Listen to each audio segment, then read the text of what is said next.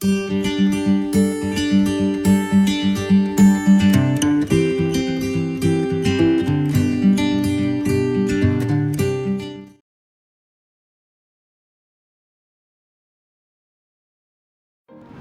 Friends, मैं doctor Kajal Mangukiya, gynaecologist, obstetrician and IVF specialist from Orchid hospital and IVF centre Surat. नमस्कार, आपका स्वागत है ऑर्किड पेशेंट्स अवेयरनेस सीरीज़ में। आज हम बात करने वाले हैं कि आईवीएफ की जो ट्रीटमेंट होती है, अगर आपको आईवीएफ की ट्रीटमेंट का ऑप्शन दिया गया है तो आईवीएफ ट्रीटमेंट शुरू करने के पहले आपको कौन सी 7 चीज़ें या तो कौन सी 7 बातें हैं जो आपको याद रखनी है।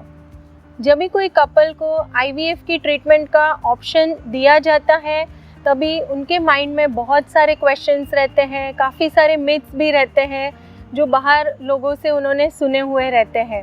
तो आज मैं बताने वाली हूँ कि बेसिकली आपको यह 7 बातें जो ध्यान में रखनी है। सो आइए बताती हूँ मैं आपको कि first and the most important जो है वह है आपका pre IVF counselling. So what is basically pre IVF counselling?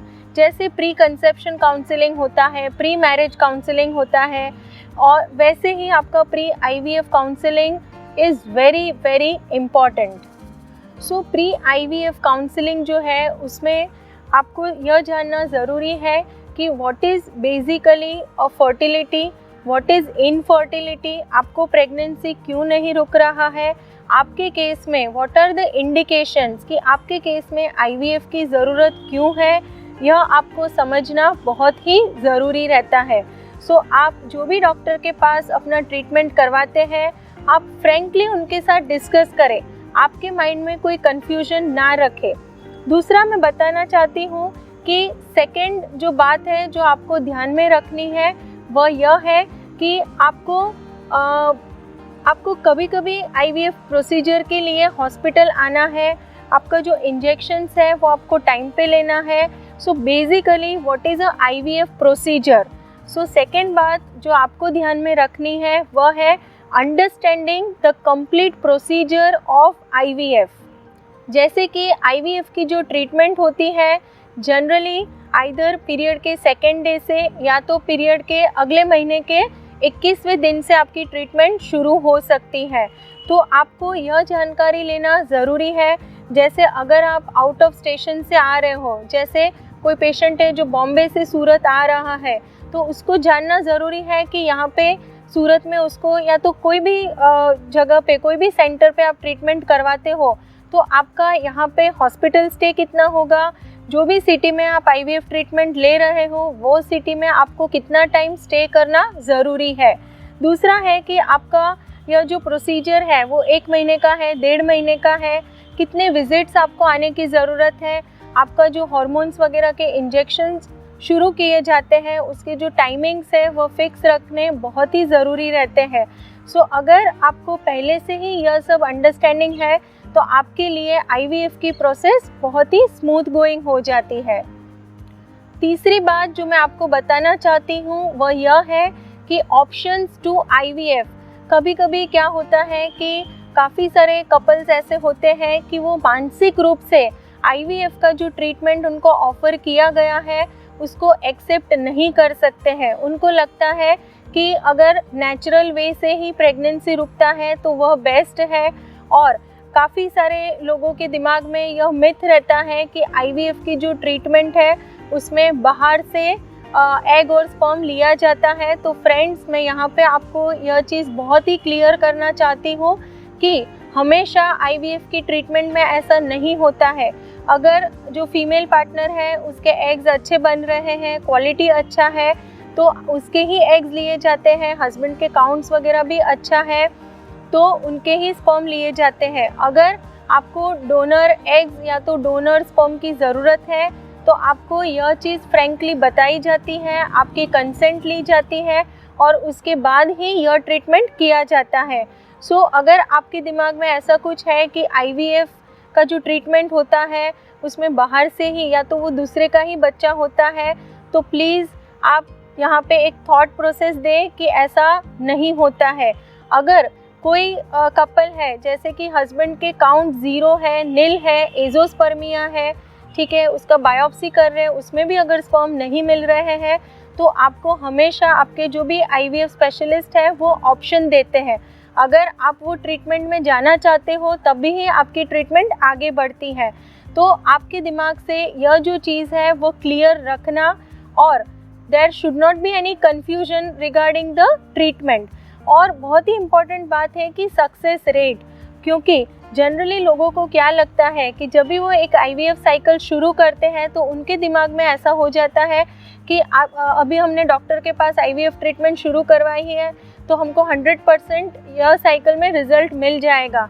तो फ्रेंड्स, यहाँ पे मैं यह चीज़ क्लियर करना चाहती हूँ कि आपकी जो ट्रीटमेंट है, फर्स्ट साइकिल जो होता है majority of the time diagnostic cycle जैसे होता है।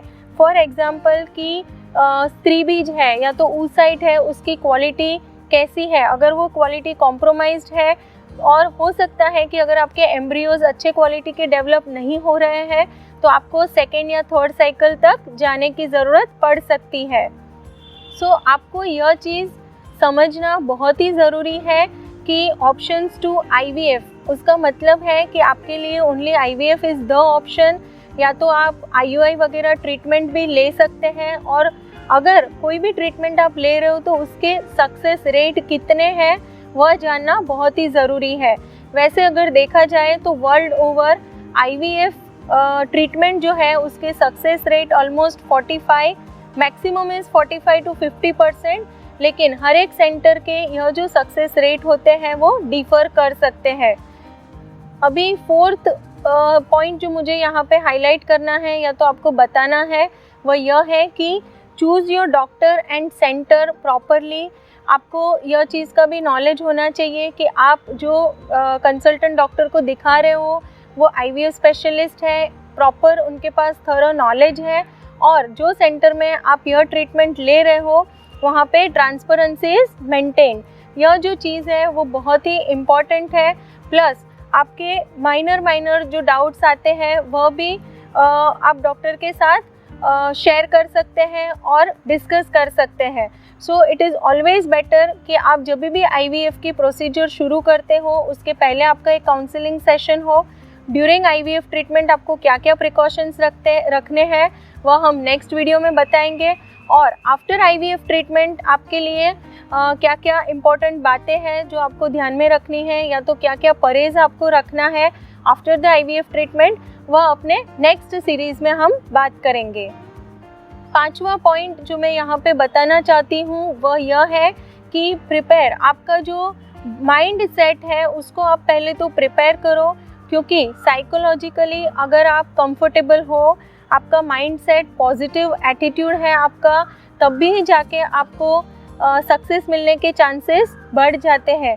क्योंकि कोई भी डॉक्टर आपका आईवीएफ ट्रीटमेंट कर रहा है तो वह best of the best try करते हैं, कोशिश करते हैं कि आपको फर्स्ट या सेकेंड या थर्ड साइकिल में रिजल्ट दे।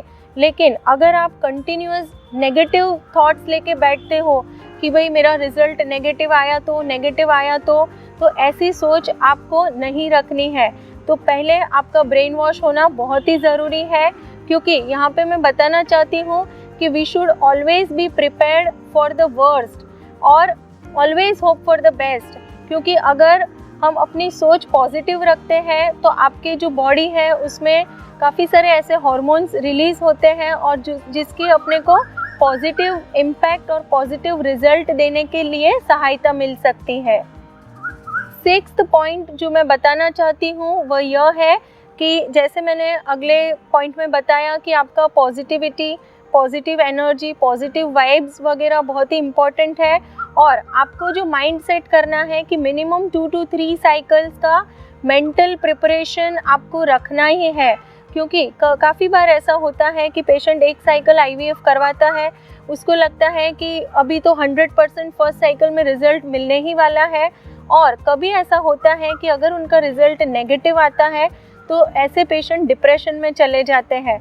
तो मेरा यहाँ पे कहना वही है कि आप 50-50 माइंडसेट रखो कि 50% चांसेस है कि आपको पॉजिटिव रिजल्ट मिलेगा, 50% चांसेस है कि आपको नेगेटिव रिजल्ट भी मिल सकता है। तो यह जो नेगेटिव रिजल्ट है उसको स्वीकारने की क्षमता आपको पहले से ही वो चीज़ एक्सेप्ट करनी है। पॉजिटिव हो गया तो बहुत ही अच्छा है, लेकिन नेगेटिव आया तो भी अपने को उसको स्वीकार के आगे नेक्स्ट साइकिल के लिए अगेन फिर से तैयार होना है।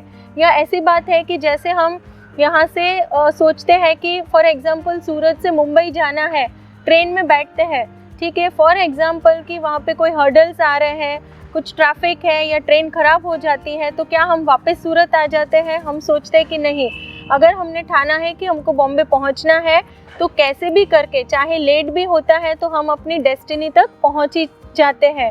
तो सेम यहाँ पे मैं बोलना चाहती हूँ कि अगर आपने ठाना है कि आपके लिए IVF treatment is a best option, तो अगर आपका फर्स्ट साइकिल नेगेटिव जाता है तो भी अपने को कंटिन्यूस एफर्ट लेना है सेकेंड एंड थर्ड साइकिल के लिए, और हिम्मत हारना नहीं है। सातवां point which is a very very important point, जैसे हम इंडिया में कैसा है कि फाइनेंशियल एक्सपेंस जो होता है, सबको ऐसा लगता है कि IVF ट्रीटमेंट में बहुत सारा खर्चा हो जाता है, यह होता है, और मैडम हम जब इतना खर्चा कर रहे हैं तो हम एक्सपेक्ट करते हैं कि हमको गारंटी मिले।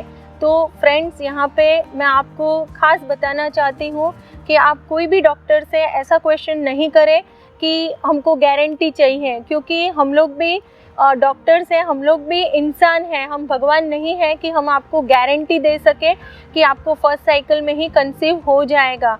हम कोशिश ऑलमोस्ट मोर देन 100% कोशिश करते हैं कि आपको जितना हो सके उतना हम रिज़ल्ट दे सके।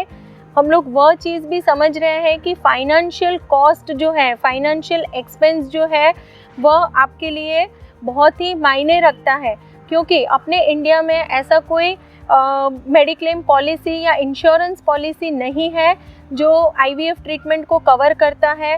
प्लस फाइनेंशियली ऑलरेडी हमको पता ही है कि अपने भारत देश में यह एक क्राइसिस होते ही है।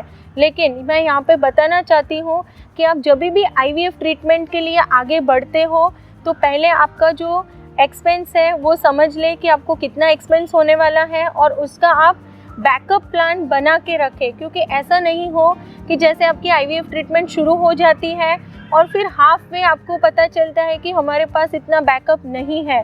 सो ऐसा आपको आधे रास्ते में ट्रीटमेंट या तो आधे वे में ट्रीटमेंट बंद नहीं करना पड़े, उसके लिए खास ध्यान रखें, और जितना हो सके उतना 3 साइकिल का बैकअप प्लान बना के ही आप आगे बढ़ें, तो आपके लिए भी अच्छा रहेगा।